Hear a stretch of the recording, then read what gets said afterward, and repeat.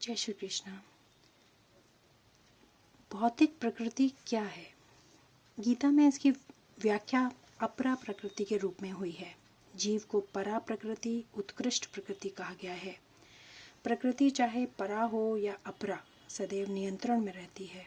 प्रकृति स्त्री रूप स्वरूपा है और वह भगवान द्वारा उसी प्रकार नियंत्रित होती है जिस प्रकार पत्नी अपने पति द्वारा। प्रकृति सदैव अधीन रहती है, उस पर भगवान का प्रभुत्व रहता है। क्योंकि भगवान ही नियंत्रक हैं, जीव तथा भौतिक प्रकृति दोनों ही परमेश्वर द्वारा अधिशासित एवं नियंत्रित होते हैं। गीता के अनुसार यद्यपि सारे जीव परमेश्वर के अंश हैं, लेकिन वे प्रकृति ही माने जाते हैं। इसका स्पष्ट उल्लेख भगवद गीता के 7वें अध्याय में हुआ है। अप्रेय मिस्तस वन्या प्रकृति विधि में पराम। जीव भूता या भौतिक प्रकृति मेरी अपरा प्रकृति है, लेकिन इससे भी परे दूसरी प्रकृति है, जीव भूताम अर्थात जीव है। भौतिक प्रकृति 3 गुणों से निर्मित है, सतोगुण, रजोगुण तथा तमोगुण। इन गुणों के ऊपर नित्य काल है और इस प्रकृति के गुणों तथा नित्य काल के नियंत्रण व संयोग से अनेक कार्यकलाप होते हैं जो कर्म कहलाते हैं। ये कार्यकलाप अनादि काल से चले आ रहे हैं और हम सभी अपने कार्यकलाप के फलस्वरूप सुख या दुख भोग रहे हैं। उदाहरणतः मान लें कि मैं व्यापारी हूँ और मैंने बुद्धि से कठोर श्रम किया और बहुत संपत्ति संचित कर ली, तब मैं संपत्ति के सुख का भोगता हूँ। किंतु यदि मान लें कि व्यापार में हानि से मेरा सब धन जाता रहा तो मैं दुख का भोगता हो जाता हूँ।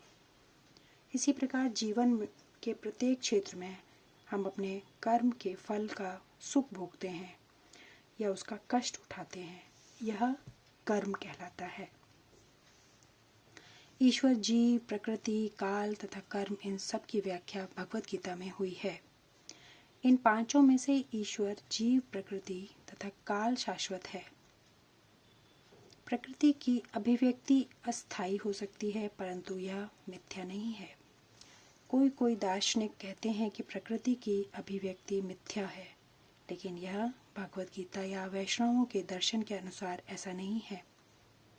जगत की अभिव्यक्ति को मिथ्या नहीं माना जाता, इसे वास्तविक किंतु अस्थायी माना जाता है। यह उस बादल के सदृश है जो आकाश में घूमता रहता है, या वर्षा ऋतु के आगमन के समान जो अन्न का पोषण करती है। जो ही वर्षा ऋतु समाप्त होती है और बादल चले जाते हैं, त्यों ही वर्षा द्वारा पोषित सारी फसल सूख जाती है। इसी प्रकार यह भौतिक अभिव्यक्ति एक निश्चित अंतराल में होती है, कुछ काल तक ठहरती है और फिर लुप्त हो जाती है। प्रकृति इस रूप में कार्यशील है, लेकिन यह चक्र निरंतर चलता रहता है, इसलिए प्रकृति शाश्वत है, मिथ्या नहीं।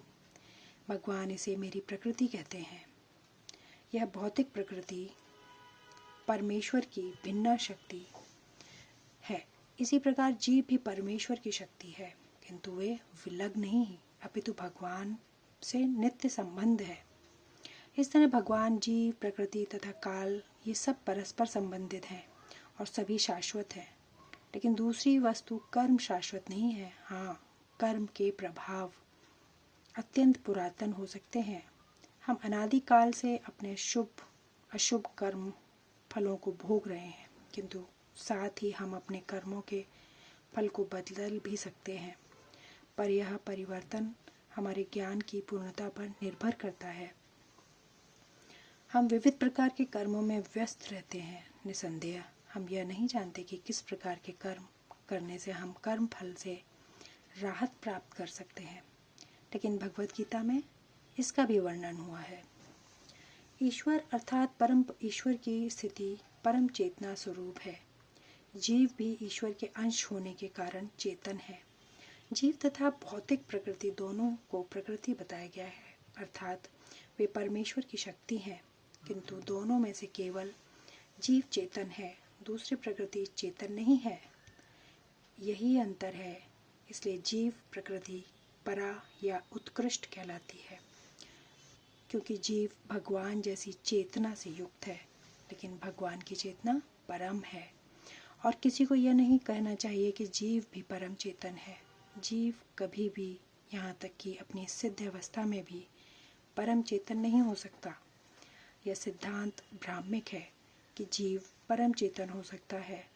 वह चेतन तो हो सकता है, लेकिन पूर्ण या परम चेतन नहीं। जीव तथा ईश्वर का अंतर भगवत गीता के 13वें अध्याय में बताया जाएगा। ईश्वर क्षेत्रज्ञ व चेतन है, जैसा कि जीव भी है, लेकिन जीव केवल अपने शरीर के प्रति असचेत रहता है, जबकि भगवान समस्त शरीरों के प्रति सचेत रहते हैं। चूंकि वे प्रत्येक जीव के हृदय में वास करते हैं, अतएव वे जीव विशेष की मानसिक गतिशीलता से परिचित रहते हैं। हमें यह नहीं भूलना चाहिए, यह भी बताया गया है कि परमात्मा प्रत्येक जीव के हृदय में ईश्वर या नियंता के रूप में वास कर रहे हैं। जैसा जीव चाहता है वैसा करने के लिए जीव को निर्देश करते हैं। जीव भूल जाता है कि उसे क्या करना है। पहले तो वह किसी एक विधि से कर्म करने का संकल्प करता है, लेकिन फिर वह अपने ही कर्म की क्रियाओं की प्रतिक्रियाओं में उलझ जाता है। एक प्रकार का शरीर त्यागने के बाद वह दूसरा शरीर ग्रहण करता है। जिस प्रकार हम वस्त्र उतारते तथा पहनते रहते हैं, इस प्रकार जब आत्मा देहांतरण कर जाता है, उसे अपने विगत कर्मों का फल भोगना पड़ता है। ये कार्यकलाप तभी बदल सकते हैं जब जीव सतोगुण में स्थिति हो और यह समझे कि उसे कौन से कर्म करने चाहिए। यदि यह ऐसा करता है तो उसे विगत कर्मों के सारे फल बदल जाते हैं। फलस्वरूप कर्म शाश्वत नहीं है।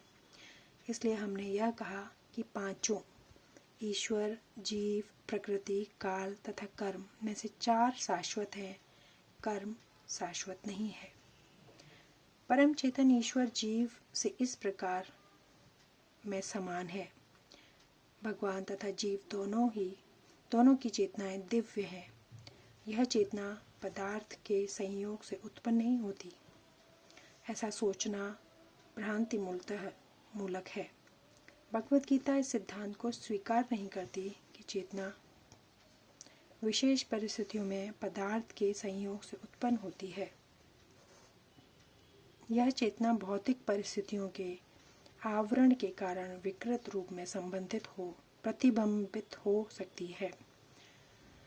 जिस प्रकार रंगीन कांच से परावर्तित प्रकाश उसी रंग का प्रतीत होता है, परंतु भगवान की चेतना पदार्थ से प्रभावित नहीं होती, किंतु भगवान की चेतना भौतिकता से प्रभावित नहीं होती। भगवान कहते हैं, मयाध्य क्षीण प्रकृति। जब वे इस भौतिक जगत के अवतरित होते हैं तो उनकी चेतना पर भौतिक प्रभाव नहीं पड़ता। यदि वे इस तरह प्रभावित होते तो दिव्य विषयों के संबंध में उस तरह बोलने के अधिकारी न होते। जैसा कि भगवत गीता में बोलते हैं, भौतिक कल्पमोक्ष ग्रस्त चेतना से मुक्त हुए बिना कोई दिव्य जगत के विषय में कुछ नहीं कह सकता। अतः भगवान भौतिक दृष्टि से कलुषित यानी कि दूषित नहीं है, परंतु हमारी चेतना अभी भौतिक कलमश से दूषित है। भगवत गीता शिक्षा देती है कि हमें इस कलुषित चेतना को शुद्ध करना है, और शुद्ध चेतना होने पर हमारे सारे कर्म ईश्वर की इच्छा अनुसार होंगे और इससे हम सुखी हो सकेंगे। ऐसा नहीं कि हमें अपने सारे कार्य बंद कर देने चाहिए, अपितु हमें अपने कर्मों को शुद्ध करना चाहिए। और परिष्कृत कर्म भक्ति कहलाती है।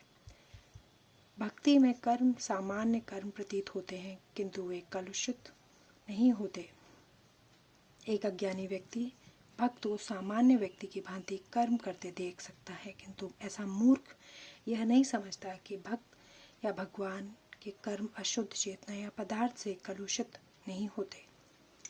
वे त्रिगुणातीत होते हैं।